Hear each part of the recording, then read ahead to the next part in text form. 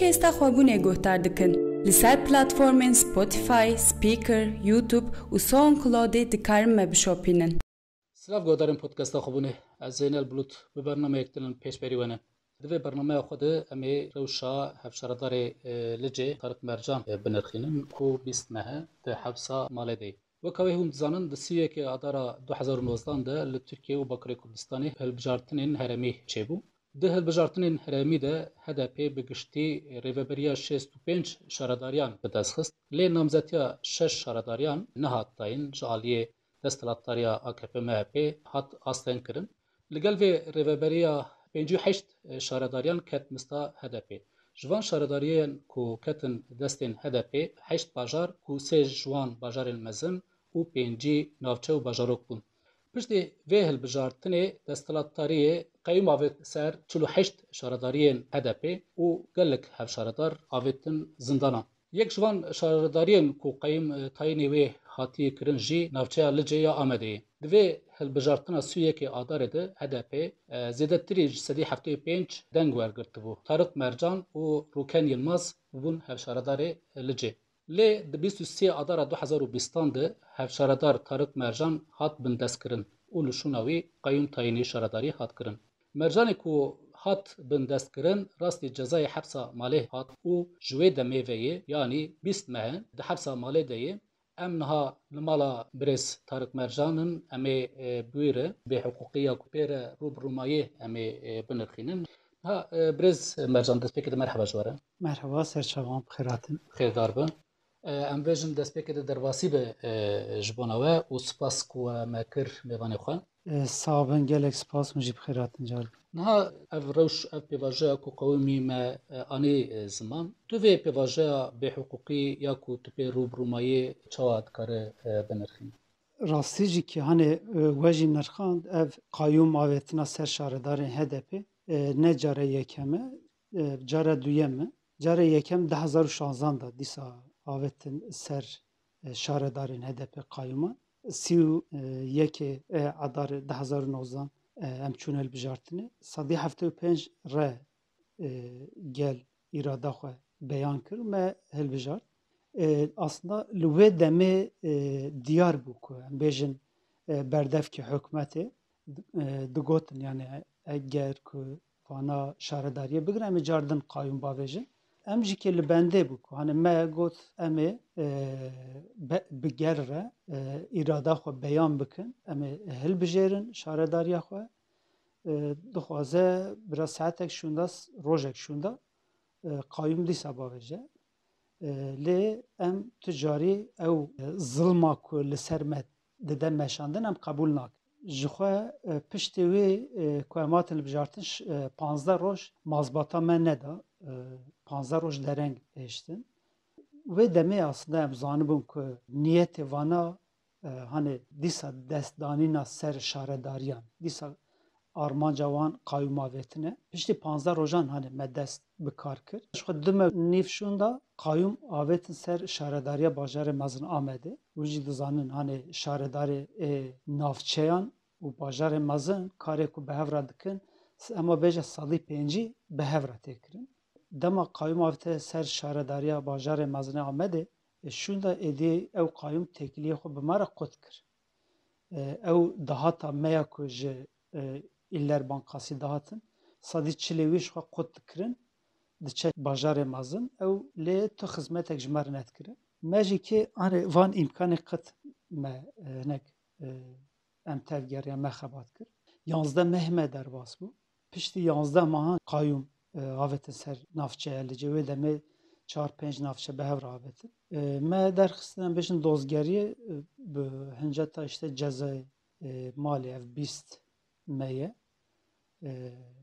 ji 20 mev şûnda jî kê em li malê ne. Lê hincetê wanê ku em bêjin qeyûm bavêjin û işte hepsa malê bidin min çi bû? Mirov li wî mêzeke. Suçdarî çi bû yani suçdariya ku te hat? Erê suçdarî ê ku hat yani tiştekî wisa mirov behs bike aslında kenê mirov tên yani wisa tiştekî henek ji mirov re xuya dike.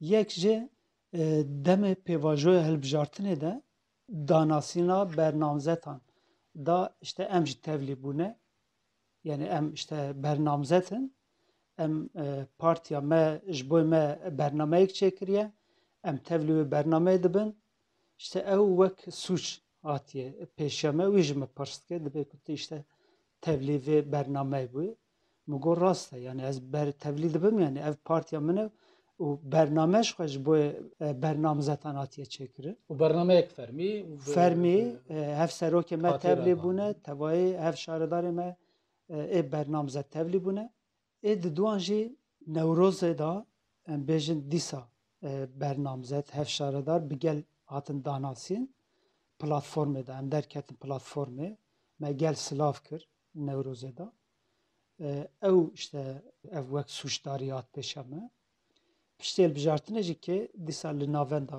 bajêr Amedê a HDP pîrozbayiyek çêbû ku işte em serketine em çû pîrozbayî işte gel hat me pîroz dike em gel pêşwazî dikin ev wek sûç hat dîtin işte tevlî wê pîrozbayî bûye yek din jî dîsa ji bo ez tevlî kongra a HDP a navenda Amedê bajara Amedê tevlî wî bûme ev wek sûcdariyek hat pêşa me dîsa kongra a bajara Amedê a DBP tevlî wî bûme ev wek sûcdariyek hat ê din jî ke demê qayûm hate bajarê mezin Amedê wek işte tevayê hev serokê me wekîlê me şaredarê me gelê me nerazîbûnek nîşanda daxuyanê çapemeniyê datin dayîn işte tevlî wa daxuyanê çapemeniyê bûne ev wek yani protestokirina qayûmê wek sûcdariyek hat pêşiya me ku mesela ji bo wî evalê me hatin darzandin berat kirin hene yeka din jî navenda bajêra HDP Amedê civînekê evalê jin çêbûne tevgera jinê çêbûye jin HDP demekî wê rojê ez çûme navenda Amedê dibe işte tu tevlî wê civîna wan bûyî ku hani zilam ji xwe nikarin tevlî civîna jinan bibin ev wek sûcdariyek hat yani ez bawer pênc şeş sûcdariyek yani dozger nizane yani evana bi tu awayî ne de civakî de ne de ehlaqî de ne de hukukî de cê sûcdariyek virengî çikinabiye ji xwe dizanin ew jî dizanin yani ji bo ku hani hincetek bibînin em bêjin qayûm bavêjin ji me ji peywir bigirin ew şaredariya gel em bêjin desteser bikin gasp bikin yani demê aslında emniyetê de va pirsan ji mir dikirin ez bi xwe dikeniyam yani min got vane henek dikin çi dikin yani ku rastî jî hani hem zora mirov diçe ku tiştekî wisa hincet tune hincetê ku tînin pêşberî mirov jî kê wisa mirov bikene pê bikene çünkü hani listekek şanoyê wek şanoyê yani şano jî kê aslında ne başa ew li gel vêyekê bîst meh hûn cezayê hepsa malê ji ber hat dayîn navê bîst mehê de ez barim îdanameyek jî nehatiye amade kirin sedema vêyekê çi ye yani wê demê ji xwe dema ceza hepsa malê dan jî kê min bi xwe bigot hani mek du me de îhtimalek mezin wisa berdewam bike lê ev bîst me dewam bû yani çend car em bêjin parêzerê me serî lêda heta işte ji vir du me berê bi serdozgerê Amedê re hevdîtin jî kiribûn ku hani ev hepsa malê rabe bersivê wan ev e dibêjin hê lêpirsîn berdewam dike çi ye lêpirsîn sûcekê peyda bike ku îddianame qebûl be aslında vana normal de yani welatekî ke hukuk bê bikaranîn de van wek sûcdariyek mehkeme normal qebûl nake yani dema qebûl bike ew aslında bi xwe qanûnê xwe bin pê dike ew jî digerin êdî çi digerin em jî nizanin dibe ku teşbîra kirbin vê rewşê de carna ez difikirim yani carna ez difikirim heta dibim gelo vana me ji bîr kirin ji ber wê heta el parêzerê xwe geriya bûra jî wisa min keniya min got ya dibe ku vana me ji bîr kiribin ev bîst me yani wê demê di hûjdê me derbas bûbû ew jî keniya çû serdozger re ev dîtin kir serdozger gotbûn em ê binêrin bersivek jî nadin niha êdî ev du me bersiv jî nedane yani veya mirov dikare veje bi ewek siyasî jî vekirî de yani çünkü aliyê hukukî de yani sûcek tune ku îdanameyê amade dike lê aliyê siyasî de biryareke bi vî rengî heye û ji ber wê yekê ew jî nikarin pêk bînin ji xwe rast e wisa yani aslında olsa ev dur derece kuru derece yani Armanca embejin avetina kayyuman bixwe hem siyaseten hem temsilen gelê Kurd ji wî bêpar bêle. Hem ji siyasetê dûr bêle hem ji temsiliyetê dûr bêle û tevahî destkeftiyê gelê Kurd ji dest bixe û aliyê çandiyê da nasnameyê da êrişekê pir dijwar heye. Yani ev wisa tenê wisa normal avêtina qayyumê destdanîna ser şaredariyê nine. Çawan di salên em bêjin 24 taybetî piştê em bêjin damezrandina komara Tirkiye çawan zagonekê bingehîna nû ava kirin wan Kurdan ji wê derê tune hesibandin qedexeya ser zimanê Kurdî wan planan ketin dewrê heya wir diçe. Yani li wir çawan ew şerq islahat planê dest pê kir na îro jî ki ew destdanîna ser şaredariyan pêşî çi dikin mêze dikin xebatekê Kurdî heye wî em bêjin rakirin ji ortê. Navekê Kurdî li parkekan taxekê soqaxekê hebe wan rakin. Kurdî Kurdatiyê ji hişê însana jî dixwazin êdî dûr bix.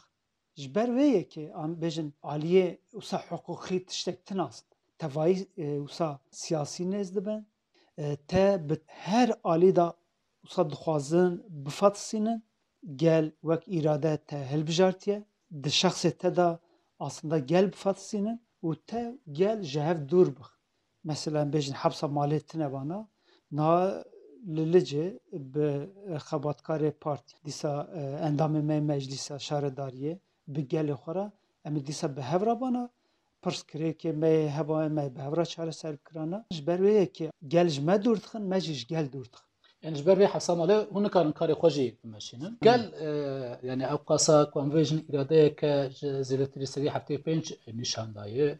Gelê Licê taybetî çi bertekî nîşan di, çi helbestawan heye? Em bêjin gelê Licê jî kê wisa wek tevahî bajarê û navçeyan yani tevahî Kurd çawan nêz dibin gelê Licê jî wisa nêz dibe. Vê yekê ji xwe qebûl nake. İradeyekê hatiye xesb kirin. Ez digerim carna li wan, ew li min digerin. Anê em dibên demek wisa kin da xilas be em ê dîsa biçin bi hev re xebat bikin. Nahêlin gel wisa rehet nefes bistîne, bidew bistîne. Wisa êrişekê pir alî heye li ser gel. Baskiyek heye rast e lê nê wê meعنeyê ku em bêjin gel serê xwe li ber vê baskiyê vê dagirkeriyê bitewîne. Tersî gel jî kê li bende tîrêjekê ticarî em bêjin vê dagirkeriyê qebûl nake û sibê ro em bêjin hilbijartin jî çêbe dîsa dê îrada xwe beyan bike. Ji derve be jî ji dûrî ve bi jî dikarin karê xwe ê şaredariyê organize bikin, pêş bixin, xebatê xwe bide meşandin, têkîliyeke bi vî rengî em bêjin li ser endamê meclîsa rêveberiyê navçeyê xebatên bi vî rengî dikarin bikin yana ew derfetê we heye yana? Ev heye yani danûstandinê me çê dibe lê dema ku mirov bi xwe şexs di nava pratikê de nebe mirov nikare em bêjin ji yekê re bêje wisa bike an wisa bike tenê pêşniyarê xwe em dikarin ez dikarim bêjim ê ku di saheyê de pratikê de rastî zehmetiyan zorê tê wan hevalî endamê meclîsê û rêveberiya navçê ne. Ji ber wê yekê hani ez dema bi wan revdîtin jî dikim pêşniyarê xwe dibêjim lê ê ku vê xebatê bide meşandin winin ez ji wan re dêlim. Dema mirov di nava xebatek de pratikê de nebe mirov wek ji wan re tiştek bêje wek telîmat tê dayên ev jî hani çanda me de hinek cuda tê dîtin. Hevalan re tenê ez pêşniyarê xwe dêjim. Biryara a dawî ji hevalan re dimîne. Lê feqet ev astengê mesela belkî em ji peyvê hatine dûrxistin lê heta 5 salan jî kê wek hevşaredarê wê derkê wek xebatkarekî aslında navçeya Licê em dixwazin vî karê xwe bidin meşandin lê vê hepsa malê li pêşiya wî astengê halihazirda. Sînorê derketina te ya derve çi qas yani? Sînorê wê em bêjin normal dibin hani heta 5 metre. 5 metre şunda an jî herî dawî dibêje tu dikarî dakevî sîtê hewşa işte em bêjin a bînê nikarî derkevî. Yani di rewşê awarte şahî şîn an jî wek rewşê nexweşiyan de tê çawa pê rûbirû dimîne? Yani ve deme de gelek em bejin merve me nas û dostê me hem şînê wan çêbû, wefatê wan çêbû, hem şayiyê wan çêbû. Yani tenê bi telefonê ez dikarim, telefonê wan bikim. Hani ez şert û mercê xwe ji wan re dibêjim hani nikarim biçim. Şînê jî şayiyan jî ke. Ew jî ke normal yani dibînin. Elbette zehmet. Mirov êş dikişîne. Hani mirov dixwaze li wê derkê ew ê êşa wî parve bike. Lê tu nikarî tenê bi telefonê sînor dimînî. Hinek mirov hestewar dibe rastî jî ke. Wê alî de mirov êş dikişîne yani. Zehmet e. Rastî jî ke zehmet. Yani dema te bejin divê hefsa malê de çawa derbas be tu di zindanê de jî maye. Dema ku tu qiyasî hevdû bike tu bînî ber hevdû dikare çêbêjî çawa binir. Yani zindanê demê em ketim zindanê jî piştê salekî me hê nû hîs kir ku ez zindanê de me. Yani heta salekî te dî em bêjin işte nav hevalandanê wisa moralekî ew heyecanekî heye aslında kelecanekî heye. Piştî salekî mesela me hîs kir ku ez hefsê de me demekî ez kengî bixwazim nikarim ji vir biçim. Êdî me hîs kir ku ez zindanê de me êdî wa giraniya wan çê dibe. Ve hepsa malê de jî hani çiqas diçe giranî çê dibe. Yani tu mêze dikî têdî hefsekî cuda de yani dibe hefsa malê yani pir em bêjin bêguman cudayiyek heye li vê derê tu belkî mala xwe de hevalek ku bixwaze dikare di heman demê de bê te bibîne. İşte telefonê tu bixwazî tu dikarî telefonê bixwazî telefonê wî bikî. Lê pir ewek heye dema çiqas diçe dem giran dibe mirov sankî di çiyayek de bimeşe çiqa tu ber bi jor ve diçî wisa giraniyek çê dibe ev jî çiqas diçe aslında giraniyek çê dibe ser mirov. Mirov carna tengav jî dibe. Carna em bêjin pirskirêkê malbatî yan çêbe yan işte pirskirêkê siyasî tu mêze dikî gel çê dibe mirov tengav dibe. Tu rasta rast nikarî li wir cî bigirî tu biçiyan müdaxale bikî yan tu piştgirî bidî mirov tengav dibe. Li malê jî yani çawan dem derbas dibe. Yani pirtûk xwendin çê dibe. Hani li girtîgehê de rastî jî pirtûk xwendin pir çêbû. Hani ew lêkolîn pir çêbû. Lêkolîna em bêjin a dîrokî, a olê, a em bêjin gerdûnê gelek lêkolînê me bixwe çêbû li zindanê. Niha li malê ew avantajekî heye. Piranî li ser em bêjin înternetê belgefîlm va belgefîlman da hani êdî wek dîmenan jî kê tu dibînî va lêkolînê ku berê min kiriye niha vê wek dîmenan ez dixwazim temam bikim. Yani wiya de pir sûd jê digirin wa belgefîlman. Aliyê din da jî di vê pêvajoyê de hani pir alî em bêjin siyaseta hem Türkiye hem rojhilata navîn hem a cîhanê şopandina wî pir çê dibe. Yani derfet heye. Belkî hani di nava vê dezavantajiyê de yani mêzekirina min a cîhanê, nêrîna min a cîhanê a siyasetê hinek daha ez dikarim bêjim wisa daha berfireh bû. Hani pir alî bû. Wiya wey dinirxînim wiya wey nêz dibim. Di nava vê bîstmeha de çiqa sevakawê rewşa zindanê mirov negir dest lê di belê hefsa malê tu nikarî derkeve sînorek ji te re hatî dayîn te bêriya çi kiriye? Yani a herî ku tu dixwaze bike çi? Berê wî ev ya bêjim yani di vê pêvajoyê de taybet ev du salê dawî de hani êrîş pir alî tê meşandin li ser siyaseta Kurd. Hevalê ku di nava saziyan da partiyê de ku di nava sazî